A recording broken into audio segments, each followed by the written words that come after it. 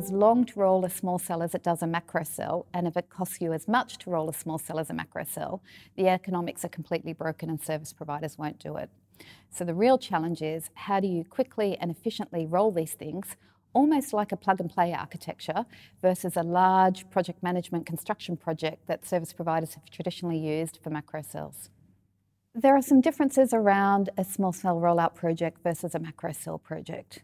The first difference that is obvious even to you and I as a subscriber of a mobile network is where the small cell is placed. We're used to seeing macro cells up on top of a tall building on a big antenna. Small cells are different. They'll go on the side of a bus shelter, on a street pole. So the first challenge that the service provider has is how to negotiate access to that area to deploy the small cell. The second challenge that a service provider has is then how to connect that small cell into a network. Again, for a macro cell, it's fairly straightforward. You know the site and you can roll fibre in there, or you can stick microwave onto that antenna. With a small cell, it's not so simple.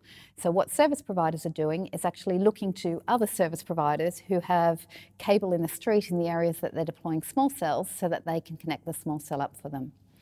The third challenge is then around the small cell rollout process. It needs to be far quicker, far cheaper than the traditional macro rollout process. And service providers are really struggling to transition a workforce that's used to rolling out big, complex macro cells to rolling out small, almost plug-and-play small cells.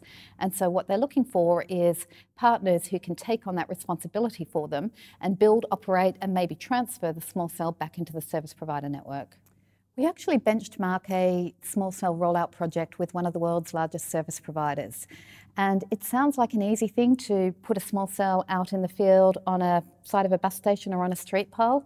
Actually, it's a very, very complex process.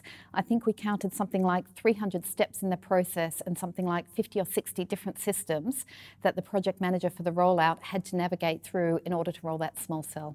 Now, that's obviously not going to be a very cheap process or a very quick process. So service providers are actually looking to apply some of the principles that are well established in the fulfillment process into the rollout process, with automation of the process, with as many system integration points as possible automatically brought into the system, and with as much automation of the workflow around all of the organisational units involved, including third-party contractors, as well as changing manual activities into automated activities.